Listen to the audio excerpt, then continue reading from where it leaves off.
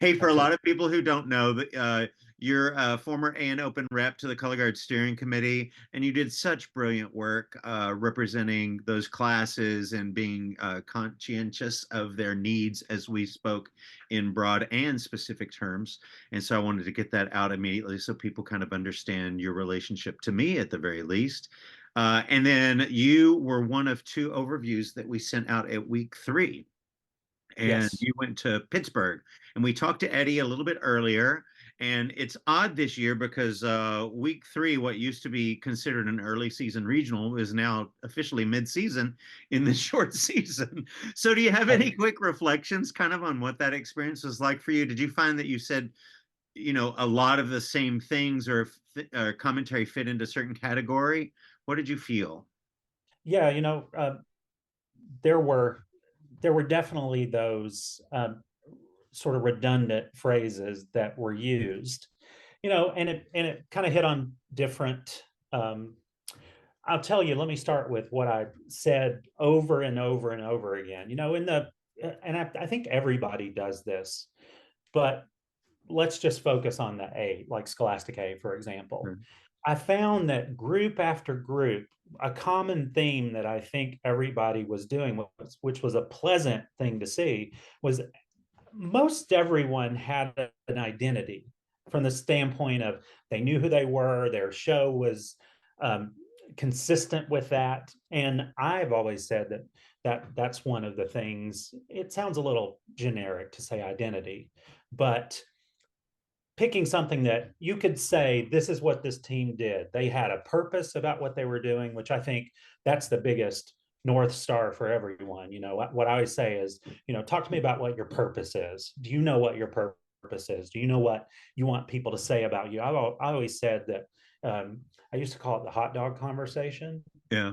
And what I meant by that is that you might have your motivations for what your show is is true to you and you know what it is. But let's say somebody, um, they, let's say years ago, there was a show I was involved in and it meant all these things. But I always said, if somebody is in the line at the hot dog and they say, did you see the Wizard of Oz show? I don't care all the deep seated meaning it meant for me because it resonated with them. So I Yes. always think that's something that you chase, and I think everybody did that, and it stood out. Now, if I went away from like program choices and I zoomed into like individual equipment choices or choreography, what I found myself saying a lot, and I truly think this is a good message, is I would say, let's say somebody tried something, and it seemed like choreographically it was on the edge of like that might be a choice that will be make you vulnerable. Like, why did you choose to? I would say there's nothing wrong with a really good triple. We're not counting rotations. We're looking Right. for how does it end up? What's the end thing? So I found that to be a common thread, what we were saying. And other than that, just that, we talk about, or I talk about, attending to every detail, Yeah. thinking about the details. I would say I'd start mine with a conversation. Okay, just to let you know what I'm doing. I'm watching you from the time you walk in until the time Yeah. you leave. So here are some things that I'm looking at to notice. How are you how you're setting up your equipment in the beginning of the show and how you're leaving it at the end of the show is giving me information. How do you approach all the details? Yeah. Which I think is so important. And I know we're going to talk about leading into championships later, but I do think that that's something in week 3. If you're doing that in week 3, you're going to keep attending to those things. And it's like, it's just that holistic process of knowing we're thinking about everything. Yeah. Um, and I talked a lot about, your connection. What do you can always tell when somebody's watching. You have a tendency to watch the middle of the performer's body up. Like, we get real excited about the toss and the catch and the finish. And I have a tendency, as the season goes by, my eyes start going down. I'm watching like, okay, what all of the other things they've got this. What does it look like from the center down?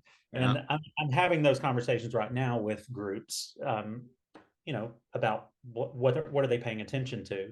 But I was really excited about that. And, there was another thing. I'll just finish by saying this, that if you get into the specific weeds of putting together a show, I think people are getting better, or groups are getting better at, we create a lot on the floor. Like, we want multiple things happening at one time.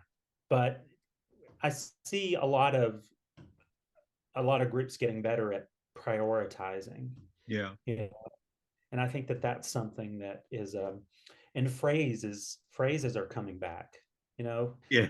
you know what I mean? Like the idea of, like, where's the phrase, let's not just fluff to get to the event. What happens Yes. to get us Yeah. in and out of that? So it's pleasant to see that happening a little bit more.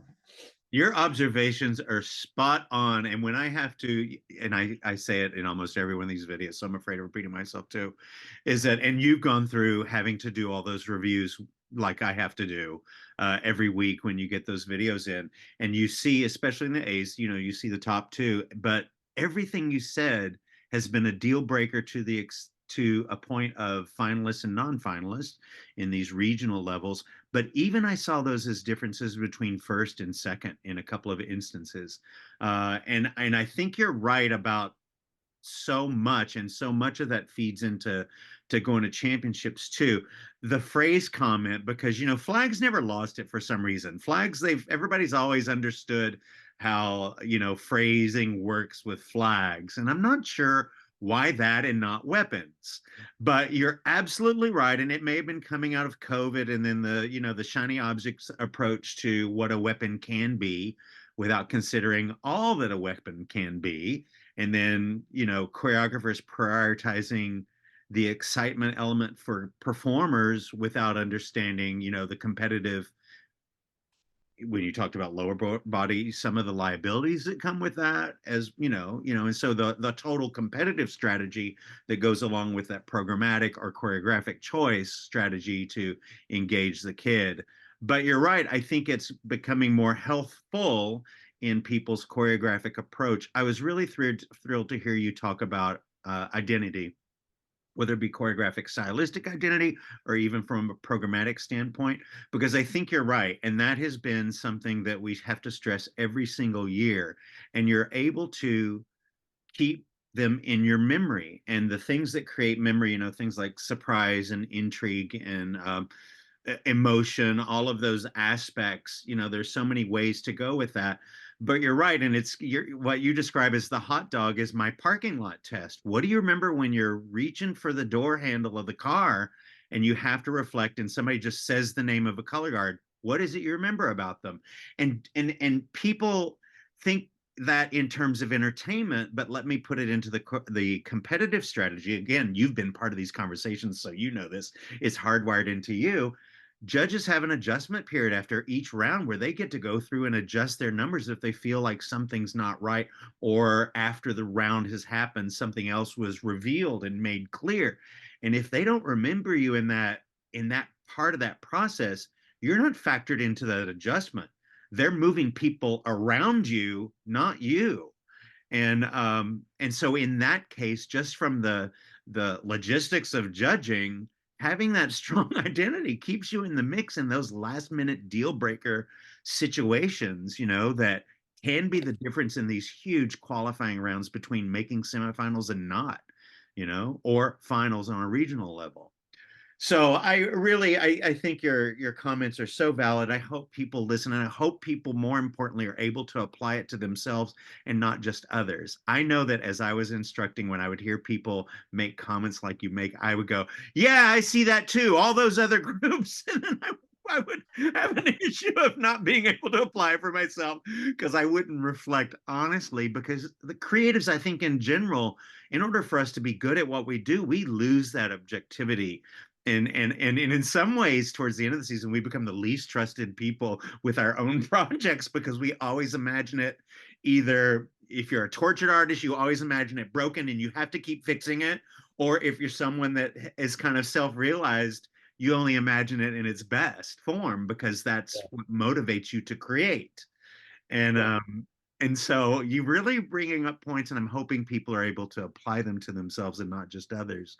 So tell me, because in this weird situation, what was an early season regional is now a mid-season regional. And by the time you and I have this conversation a week and a half later from the experience, we're already into the last part of the season. The last regional is right in front of us. And so people are going to be gearing themselves up to championships. Um, do you have some thoughts just on on that preparation, not just into this last regional weekend, which is only really half the country, but preparing in this kind of negative time before, or empty time is what I meant, with no regional ahead of us, going into championships? What are your thoughts on a couple of things with younger instructors and more mature instructors? Well, I'm trying to think how to start this because I just had a conversation. It's one of these strange conversations. I was having it with somebody, but I'm making a video, so I'm having the conversation with myself, Yeah, But absolutely. but what I was saying, first of all, as there could be the tendency, right, for someone going into championships, there should be a strategic approach to what you're doing throughout the season. So if you, let's say the best case scenario, you've planned it and you've got all of your timeline and your process and you're working toward outcomes and goals by the end. But the variable in that is you get commentary or there's a reaction to a part of your show or holistic commentary made about your show, and your reaction is, let me go in and fix it, let me go in and make this happen. Yeah. And I think there's a strategy to that too. I was saying to I think it was an A class guard, you go in and you look at this 135-second part of your show and you think, you know what can I do? What can I make happen? And there's always details you can do. There's always nuances you can put into the show. I think sometimes from an A class perspective, people say I can't do too much because this is an A class and I can't. I'm like, well, that's not exactly that. You can constantly be depositing things into your vocabulary bank to say, could I do a thing here? Could I make it more? Yeah. But at the same time, it's all about detail and nuance. Is there anything taking away? I can remember a show that I did one year, and it was a successful season at the end of the year. And if I ever watch that video, I'm so bugged. At the end of the show, a girl runs around the swing and she squats down and she doesn't do anything. And I'm like, why didn't I give her something to do at the very end? And even though it did well, there Yeah. was that one thing I didn't look at. So what you're saying, right? Reflection is cyclical.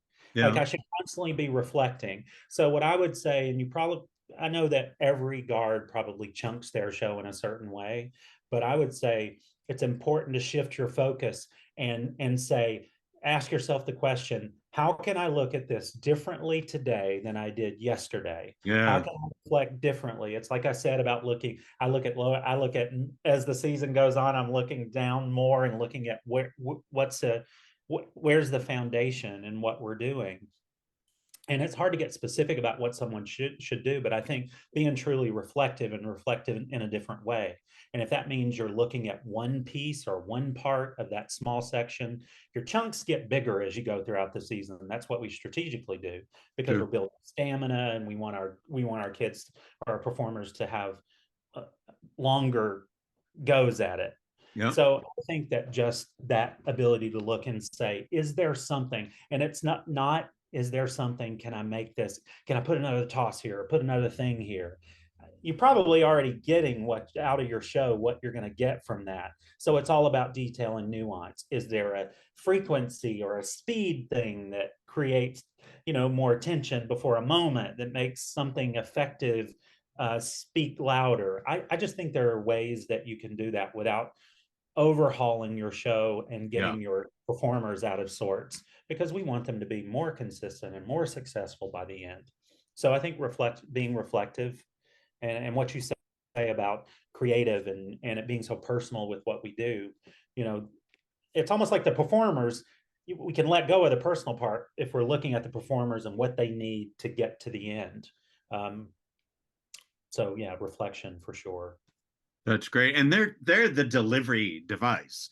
They're the Yeah. ones that deliver the creative effort or impulse that ultimately have to communicate. And And you are always good about talking about authenticity of the performers, and what it takes to get to that. There has to be such internalized effort that they're not working in real time and hoping and praying and crossing fingers instead of achieving and performing, and getting in their own way. And those last 2 weeks are so key to that, of giving the show to the performers so that they're the ones that can ultimately fulfill the vision.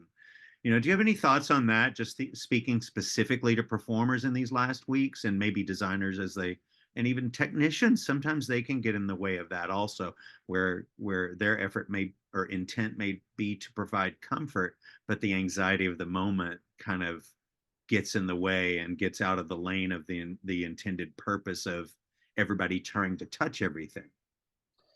Yeah, I think that it's a lot like, I do a lot of work in with school districts and classrooms, and this idea that, the sort of the modern way classrooms work now is a lot the way I see how we've been doing it for years in pageantry activities, is that we have to remember that by the time you get toward the end of the year, it's we built enough, or we've released enough responsibility to the performers that we Yeah. shouldn't go back to being the direct instructor, right?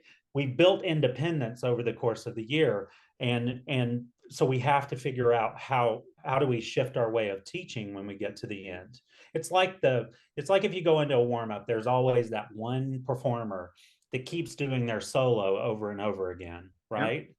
So what I try to shift is toward thinking about, okay, let's think about everything holistically. What all are you working on? That one thing is 1/10 of 1/100th of a% of what you're going to be doing the whole show. So Yeah. let's think about holistic. But I do think, Carl, it's about how do we release responsibility to the performers over the season? How do we speak to them differently to keep them, to understand that you've grown into this? And it all goes back to what I said a second ago about outcomes. The outcome, while the outcome, it'd be great for an outcome to be like, we want to make finals, or we want to be top three, or whatever. The outcome has to be the success in a moment, or the success on the specific parts of a show, and let those outcomes build one on top of the other. Those are the things we can control. Right. But I do think it's about, how do we gradually release responsibility over the course of the season, so performers have that independence where they're almost checking themselves, peer-to-peer interaction, pulling Yeah. a pulling another performer and say, let them be responsible for one another. Watch me Sure. and tell me what I'm doing. Or one person stand there while two other ones do it, and they trade off. That's what we do. That's what we do for students to be successful in classrooms. And that works. I don't care if you're 13 or 35 in an Yeah. independent guard. I think that's so important. They're their own support system on the floor, and when they get to championships, and the environment is so different than a local show where people are screaming just when they come in the door and things like that. Mhm. All of a sudden that weirdness and that it can throw off the individual performer. But you're right. I always said I'd watch Ping Dawson, right? And his best years, those kids always started in a circle, holding hands and really close, and they were able to kind of create that bulletproof camaraderie in those moments before they journeyed into the performance, if you will. And I Yes. think finding those moments, and we talk about expression. I know Michael Rayford, and you know Michael also. He talks Yes. about expressing, three different points. It's to self, and then to the audience. But the one that we don't talk about a lot is to each other. And Yes. I think those types of things that are built into moments can offer kind of comfort. And when you have an unexpected accident, if you will, there's nothing more comforting than hearing you got this coming from somewhere. And I go to certain regions, and kids in the back stands even say that. And I just love that connection they have as a community to support each other. But when you're in prelims at Dayton or Cincinnati or wherever those shows are in Kentucky, and you're in a big giant barn, and it is just your mom and five judges in the stand. you know, there's nothing better than knowing that your best ally is on the floor with you going through the exact same thing. and just a little wink and a nudge. I think that's really valuable. And I love your point too that you talked about it coming kind of as a permission structure from the instructors, no matter what their role is. Um, and I love that you commented that you feel like this applies to all ages, which would ultimately be all classes we see, and then building that is so key and new for instructors, I think, that see themselves as, and creatives need control, and I get that, but see themselves as the person that has to have the answers that others rely on. But when you can create the performer that can find the answers themselves, you're right. I mean, I think the world, it only magnifies the success from the written book at that point. Right. Agreed. Hey, so tell me, when you get into and I'm going to talk selfishly as my own reflection, and I know that you instructed a lot. When Because of the short season, there's already a little bit of anxiety from instructors, and you see it manifest in critiques a little bit when scores are announced. And this past week, we dealt with some issues with the online thing. Uh, and I'm not going to say bad behavior, but anxiety manifests in so many different ways. And it can manifest in the situation in the hallway outside of critique, but more importantly, it can manifest in the situation where you're dealing with kids on the bus before they go to the mall to go eat, or to other, it can permeate all aspects of what we do if people aren't able to self-edit. Championships brings up an odd scenario that most people don't prepare for, and we try to send something out each time, in that you'll go to your prelims show, and more than likely your score is going to be lower than it was at any of your regional. And the reason for that is explained in a video if people want to go see it. I think it's minute 8. But ultimately, it's contest dynamics. And at championships, those contest dynamics are amplified because of the situation in such large rounds, especially in those scholastic A's. So when you're in the larger the round, the more this happens. The smaller the round, the more accurate the judging system can be applied, and consistently. Judges are given just scoring priorities.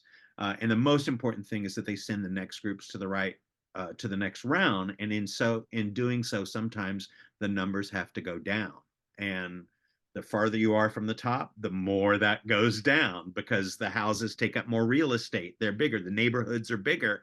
And so those numbers have to be pushed down. And a lot of times instructors really struggle with managing that and understanding it. So the first challenge is understand that. But so many times in a critique, I hear this. It's my least favorite thing that I hear instructors say: who's going to go talk to my kids? Who's going to tell them this? Because there's such a grave injustice to what it is. And again, that's amplified by the lack of understanding of why that could happen. Um, and so I have kind of a snarky response to it that is not helpful. So we're not going to talk about that.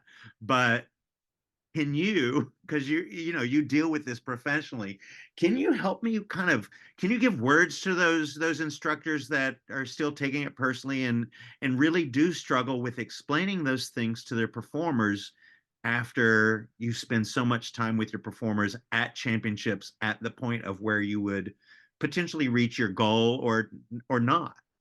I'm I can't help but think about, from my standpoint and from somebody else's, but let's just think from my standpoint. Okay. Um, it's that habit 5, that Stephen Covey: seek first to understand, then to be understood.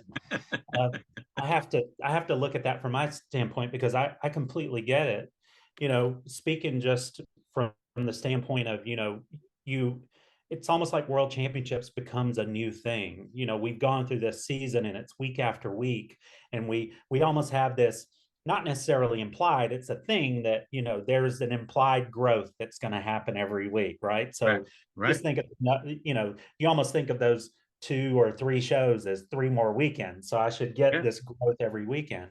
So Exactly. I completely understand that, but I think it's useful to the fact that world championships is a thing of its own.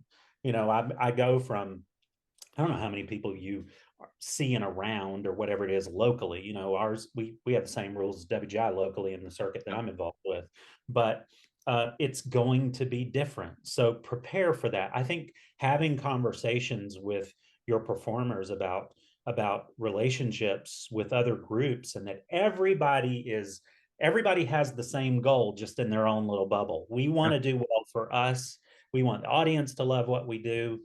I think that we as a community have to reconcile this: who's going to talk to my performers, and how do I want to get, because you want to get authentic feedback about your performance, and that authentic feedback comes in two ways: your number and the commentary. And for the longest we've said, if the judge were to say great things and your number's not good, then that doesn't work out well either, right? So we Right. have to decide what we want, and what we want is authenticity. So I would just say to groups, what I would say to my kids is that you can only control what you do and your circumstance, and you try to be the best you can be every day. When you come to rehearsal, I used to always say, practice is what you do on your own, we rehearse together. So That's awesome. so it's building up to that. So by the time you get to the feedback, you've made sure that you've done all of the things that you're supposed to do, so you have a mature approach about it. I just think we have to model that for Yeah. students. Yeah. And it's tough. It's tough sometimes. But what I would say to someone that says, what do I tell my students? I would say, if you're asking that question now, you're asking it too late. Yeah. Ask that question constantly, daily, so that when something like that happens, you've already said it, and they know, they're ready for it, Yeah. and they have a maturity, and they've been given the information. It's just a proactive versus reactive. But please understand that I completely understand the reactions that happen to your group, because you're supposed to be an advocate for your team. That's your job Yes. Yeah. as a director. It's just, that would be my advice, is that's part of your planning. As much as you're planning your show and what you're going to do with your rifles and flags and sabers and your choreography, you got to plan those things too. I think So you're really right. Yeah. yeah. That's brilliant, Brian. Oh my God, that's some of the best advice that I've heard, that I'm hoping that we can shout that from the rooftops. Um, so many times too, in those situations, judges have to remember, or I'm sorry, instructors have to remember that judges are kind of restricted. They have their hands tied, in that they have to focus on scoring relative commentary, and they're constantly kind of in the competitive process the whole time. They're your partners in the competitive process, not the opponents that some instructors paint them out to be, but they have to be focused on that aspect. So they don't know how you are doing relative to last week. And they don't know what your group's goals are, or what the instructor has suggested would be success, would define success in that particular moment for the students. Because it's not always the perfect show, especially if you're starting out, with extra challenges or whatever. I mean, we can create the circumstance. And I think that's part of why it's so important that when they come off the floor, that before they hear a judge's reaction, reflection, response to what it is you did, that they establish the group's reflection, response to what it is they did. And that has to be guided by the instructor. And it's not as though you go onto the floor and the last thing you say before you go on is, okay, we're going to hope for this much of what it is we do today. You have kind of this running reel of information as the instructor, going, okay, here's the potential for success. Here is, if they met their potential for today, it would manifest about right here relative to the perfect show, which, is the great unattainable thing. And then have that in the reel, and then being able to talk about that as they come off the floor. Can you kind of reflect on that? Because the thing that the thing that's not great about what it is we do is, the second they get off the floor, they have to go fold floor. They have to go fold the floor. And if it's raining, then there's more things to do. Then we got to go back to the bus, change clothes, then we got to get to the mall, and blah, blah, blah. And the list goes on. And there's so much to do in these busy moments, that the honest reflection isn't always given priority. And then so the first reflection we hear is that judge thing. And then at championships, when the number is so much lower than what your projected number would be in your mind, if you'd gone on, like you said, 3 weeks from the last regional, and you had 2.5 points or 1.5 points at every week, and all of that assumption that we do only for the sake of standings. That's all it does. The whole regional season just qualifies you to get into championships and to get you in kind of rough order that then is randomized and scattered and scrambled. So it's such a lack of science, and people put so much energy into it. But let me not that. I see I'm changing lanes. Go back and talk to me about what you feel like, how you feel that is.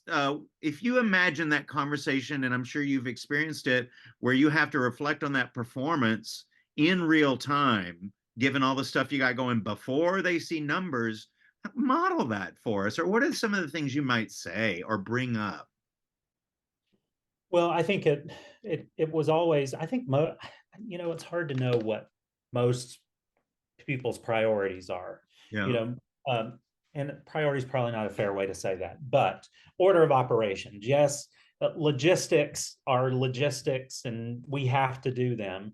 But I do think there are some non-negotiables. I think that we have to, if you've trained your students well enough, and everybody's situation is different. They have an X number of parents, and maybe they have an A guard that's helping them with all of their logistics. Um, you know, we used to make it a priority. The students knew what to do. They would handle the logistics. We would come together as a staff group to debrief what happened in the show, to prepare what we were going to say to the performers. And we Awesome. always made it a priority to get the logistics done, because we have to do that. You got to clear the space for someone else. But we made sure that we made time for that. And I do think that there's, again, back to the reflection, I don't mean to sound repetitive, but there's a debrief that has to happen, and you just determine what the focus is. I think it's like giving good feedback.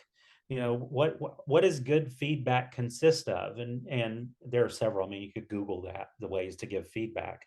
Yeah. But we look for, in that moment, the positives, anything that's forward momentum, because you know what, that at the end of the show, the last show you do in finals, the whole thing changes and everybody's crying and has their arms around each other and everything's perfect. And there's nothing different about that performance than the one before, but now there's nothing hanging over your head except let's just celebrate the Yeah, end. that's awesome. So I do think it comes down to a staff plan and direction, and focus on priorities. The logistics are important, but before you ever get on a bus or leave or go to the concession stand, there has to be a conversation and some timely feedback to the performers, and some conversation around, why are we here and why are we doing this? Yeah. You know, and so much of it is about score and placement and results. I get it, but there's a bigger picture, and I'm not being vanilla. I'm just saying there's a bigger picture to consider. And it goes back to those things. I can't get this unless I've taken care of this, and this, and I think about everything. So Yeah. why to this? It goes back to the performer, making sure they, and that's, I also want to hear they have a dialogue in that too, and a part of the process. That's why most people, I'm sure, circle up and say, "How did you feel about the show?" Yeah. That's such an important piece. Yeah. I need to hear. Are we on the same page? I thought it was great. Because some performers, I had a performer that I used to teach, and she would go out there and she'd give it her best, and sometimes she might have 3 drops in the show, and her answer might be, "I had a great show, only dropped 3 times." For her, that Yeah. was she had a benchmark that was different from other people. So I do think it's just understanding that there's diversity in your group, and they need to hear different things, and you need to have different conversations. That's such an So important thing to really factor the needs of the individual as you start addressing the total. That's really, really great that they might not all be the same. yeah, I just by default, think about what we do. It's all educational for me, just because that's where I spend 8 hours a day in my brain thinking about students, and what are student outcomes, and outcomes for performers are no different. you know Getting that reinforcement and feedback, and knowing that I have students, they have a voice and their voice is important. And if we nurture that, then we always come off the floor and we know we're going to have a conversation about how things went. And it's going to be honest and authentic and safe and all of those things because Yeah. it's all collaborative.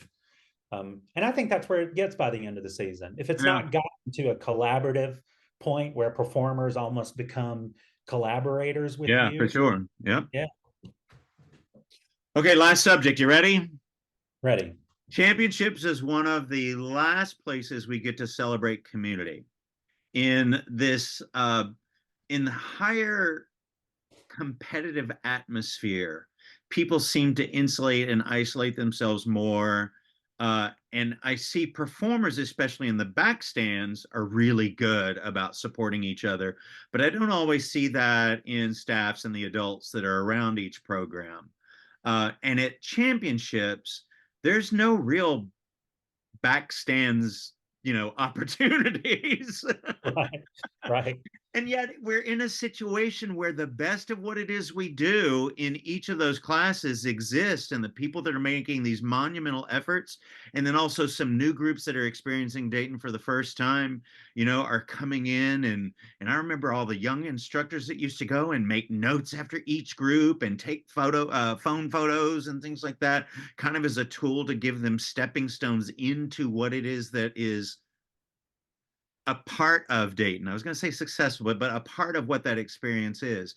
Do you have any thoughts on like instructor or adult perspective or booster perspective or even kid perspective, performer perspective on how to really celebrate community when we get to that situation where that the opportunity is so huge compared to anything they experienced leading up to it? I do, uh, selfishly as a circuit person. Yeah. I've recognized this growth from a perspective over the years, having been someone that came up as an instructor in the '90s, Yeah. right? And I've seen community over time. I see we have an independent world group in our circuit, and they've sort of spawned all of these instructors, right? Yeah. Uh-huh. And I see them, they don't just do their own thing, they cross over, it's cross pollinated. They go, that I'll go help you out, you go help me out. And by the time we get to championships, everybody, there's a strong sense of community Yeah. I because of do that love that. connection. I do think that it also makes me think about, I don't remember the movie. I'm not a movie person. I don't have the attention span anymore for whole movies. But I do know that a couple of years ago there was the guy that won the Oscar, and he shot almost a whole movie on an iPhone, right? I can Yeah. imagine what that person felt like in the Steven Spielbergs and the filmmakers of the world, and you get thrust into this position where the sense of community is really going to be incumbent upon our most seasoned people to sort of drive that. Yeah. Because Huh. as a person coming into it young, you're just happy to be there and nervous, don't know everybody. And I do feel like it works in tiers because the performers do the best job of it, right? Yeah. Because they're living the life that they're doing what I do. So Yeah. in me, it's almost automatic. How we do that is as communities of instructors or directors or boosters, um, is they're that's really going to come from just leadership, I think. Yeah. But how we do that, I think it comes from being present, watching more. If I'm a group, do you go watch those Scholastic A's on Friday night? Right. Do you Mm. or we all go and we see the world class groups. Do we go watch A's, or we go to being present in different places? I think um, yields a lot of familiarity, I think. Yeah. And just when you're walking around, it's as simple as saying, you know I don't know if we could all wear name tags, Carl. Oh, I really loved your group. I saw them. You know, so it's almost like a convention. Yeah, no, you're Yeah, right. But it because sometimes does need we that don't same know. kind of everybody being available to everybody else that is. And I think when the activity was smaller, we were all more available to everybody else. I mean, the Yeah, people I had conversations with in the parking lot on the way to the bus, some of those were some of my most meaningful yeah, conversations. But I think because, like you said, we go in for our warm up time and we exit and we leave, and maybe we'll stop by and watch a show after we get back from the mall, which is so yeah, frustrating because that seems to be the cultural center of Dayton, Ohio, while we're exactly. all there together. And I really love the idea of the other round of going to visit other classes than what you necessarily compete in. And I think as an instructor, if nothing else, gosh, sitting through several rounds of A's is the most valuable lesson in programming that you can get. It's not the world's. It is in those A's and remembering what you remember when you get to the car or while you're getting that hot dog. There's such that becomes a litmus test for things that were ultimately effective choices. And I think you're Yes, really right about that. And I'm reminded too that, again, before the explosion and way before COVID, so maybe 5, 10 years before COVID, the open class semifinals out, we don't even use Trent Arena anymore, but at Trent Arena used to be have this cult following. And it was because I would go to on semifinals, which is Friday, I go to every site. Um, and it was amazing to me the people that would show up at open class semifinals at Trent Arena, and the place was rocking. It was so loud, and I just love that. And I don't know that that exists. I know I haven't seen it since we've lost that facility, but I think you're really right.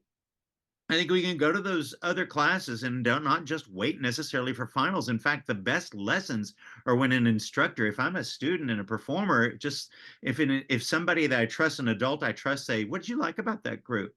What didn't you like? What were the things that drew you to it? And was there something that was good that just wasn't in your taste, but you can still acknowledge it was good? You kind of test objectivity that way." And then finding value in things that aren't necessarily appealing to you. I mean, there's so many great targeted questions that can come from the adult in the room to the performers that help us build an appreciation for each other. But also from a development of the instructor, there's so many lessons in design. If yes, I said name of the difference between a transition and a development in that particular show, which one could you pick out? Which one do you remember? yeah, And there's value in knowing the difference and seeing what stuck out. But anyway, I was starting to get sidetracked into another conversation. But yeah. listen, I'm going to wrap us up, Ryan. This information is so valuable. I think it's so exciting too, and I love talking to you. I wanted this to go on for another hour. And just because I'm the guy that has to sit and edit it, I can't because I know it's got to get into the office. But Absolutely. I hope people find you and find the other people that did overviews for us, and then the other people that the steering committee members had interviewed, throughout the championship experience, the time in Dayton, and hopefully they'll express appreciation. And if not, I need you to know that, me, Carl Lowe, the collective WGI, whatever that is, and my 30 plus years of history in the activity. I really appreciate your investment. You and I have a relationship that goes back many, many, many, many years. And I just love seeing you become the person you are, and the way you can contribute as a color guard citizen, I think is so meaningful. And I'm going to hold you up as a model to everybody I know. Thank you so much for the time today. Well, it's my pleasure. Thanks so much, Carl. All right, buddy. All right. Thanks.